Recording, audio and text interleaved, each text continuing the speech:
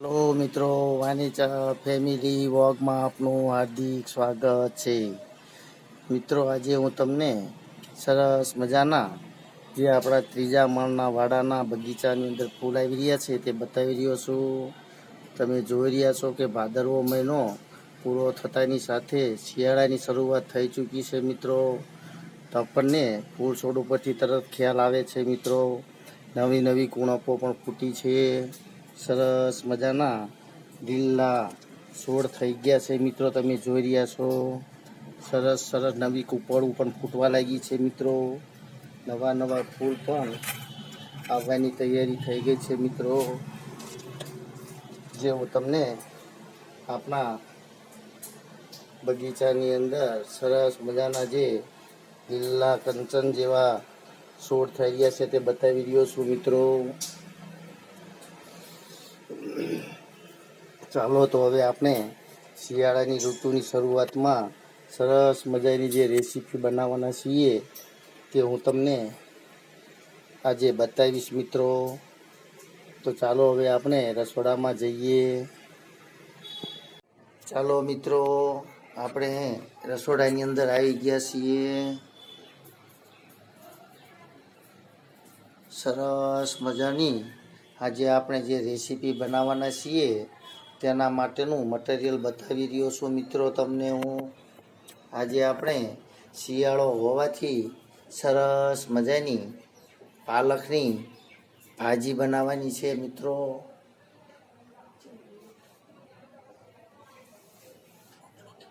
અને સરસ મજાનો તેની સાથે જમવા માટે મસાલા રોટલો પણ તૈયાર કરવાનો છે. મિત્રો, તો ચાલો આપણે આજે સરસ મજાની પાલકની ભાજી અને મસાલા રોટલો બનાવી લઈએ. તમે આખી રેસીપી જોઈજો. મિત્રો, કારણ કે સરસ મજાની તાજી આપણે ભાજી લાવેલા છીએ તેની સરસ ભાજી બનાવવાના છીએ. મિત્રો,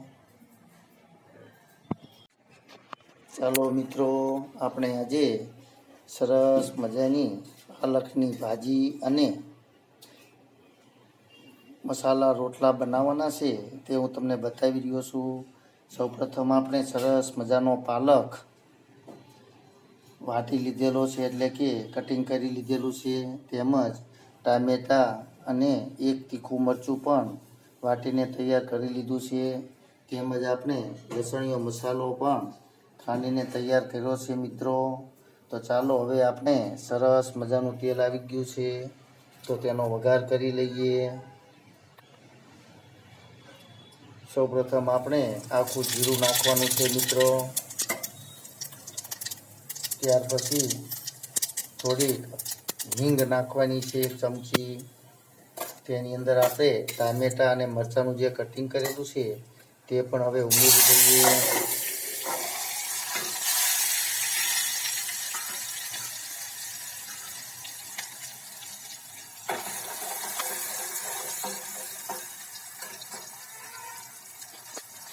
ચાલો મિત્રો, હવે આપણે તેની અંદર આપણો જે પાલક કટિંગ કરીને રાખ્યો છે તે પણ અંદર ઉમેરી દઈએ.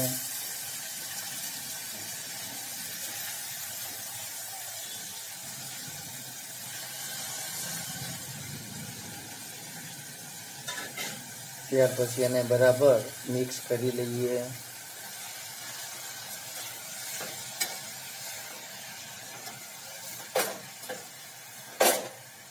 તમે પણ મિત્રો ઘણી વખત પાલકની ભાજી બનાવીને ખાધી છે, તો તમે કેવી રીતે બનાવો છો તે પણ મને કોમેન્ટ દ્વારા જણાવજો. મિત્રો,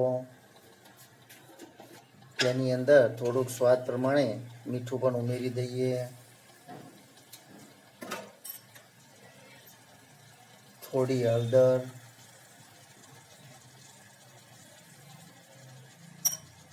તેમજ ધાણા જીરું, તેમજ આપણે જે લસણ વાળો મસાલોની પેસ્ટ કરેલી છે તે પણ અંદર ઉમેરી દીધું છે. મિત્રો, ચાલો તો હવે આને મિક્સ કરીને 4 થી 5 મિનિટ સુધી તેલની અંદર સડવા દઈએ મિત્રો, કારણ કે તેની અંદર પાણીનું ટીપું પણ નાખવાનું નથી મિત્રો. તેને ફક્ત વરાળથી સડવા દેવાનું છે. તો મિત્રો આજે આપણે સરસ મજાની જે પાલકની ભાજી બનાવી રહ્યા છીએ તેની અંદર ચણાનો બેસન થોડોક નાખી દઈએ મિત્રો.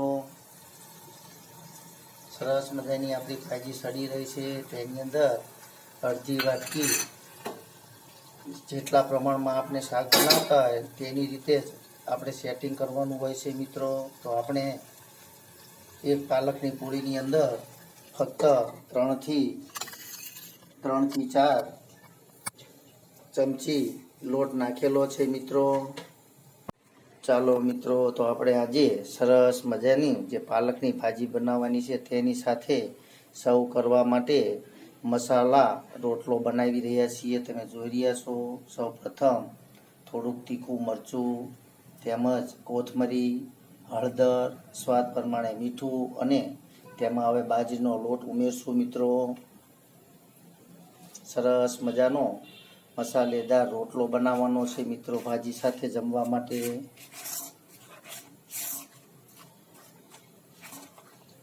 ચાલો હવે આપણે તેને બરાબર મળીને લોટને તૈયાર કરી લઈએ. ચાલો મિત્રો, તમે જોઈ રહ્યા છો કે આપણો સરસ મજાનો મસાલા રોટલો તૈયાર થઈ રહ્યો છે.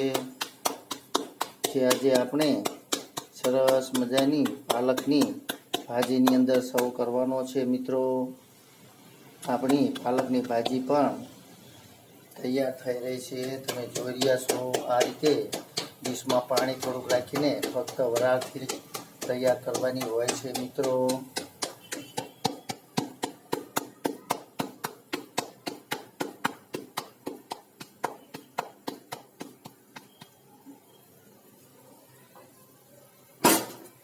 ચાલો, તમે જોઈ રહ્યા છો સરસ મજાનો આપણો મસાલા રોટલો હવે તૈયાર થઈ રહ્યો છે. તેમજ આપણી ભાજી પણ હવે સરસ રીતે તૈયાર થઈ ગઈ છે મિત્રો. જોઈ રહ્યા છો તમે. ચાલો, ત્યાર પછી હવે આપણે ડીશ તૈયાર કરશું એટલે હું તમને બતાવીશ મિત્રો.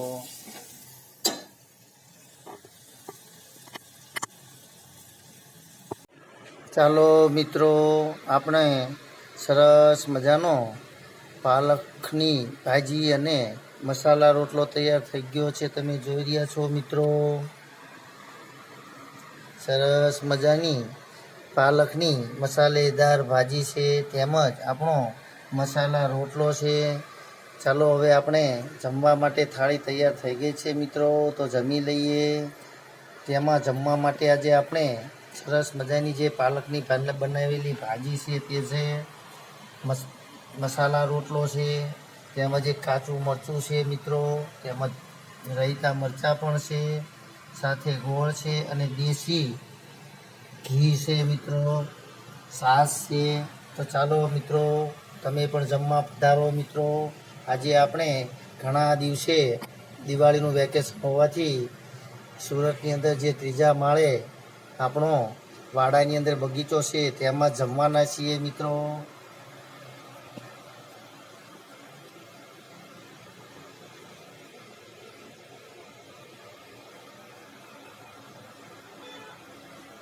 હું તમને બતાવી રહ્યો છું. સરસ મજાના બગીચાની વચ્ચે બેસીને આપણે જમવાનું છે મિત્રો. દેશની અંદર જે વાડીમાં જમતા હોય તેના કરતાં પણ સરસ મજા આવી રહી છે, કારણ કે બરાબર સૂર્ય પણ માથે આવી ગયો છે મિત્રો. ધૂપ પણ છે, સાથે સાથે પવન પણ છે, વાડી જેવું આહલાદક દ્રશ્ય પણ છે મિત્રો. ચાલો તો હવે આપણે જમી લઈએ. સરસ મજાનું વાતાવરણ, સરસ મજાનું જમવાનું. જો તમને મારા આવા વિડીયો પસંદ આવતા હોય તો મિત્રો ચોક્કસથી લાઈક કરજો, શેર કરજો અને સબસ્ક્રાઈબ કરજો, કે જેથી કરીને હું તમને આવી સરસ રેસીપીના વિડીયો બતાવી શકું મિત્રો. ચાલો તો હવે આપણે જમી લઈએ. Bye bye.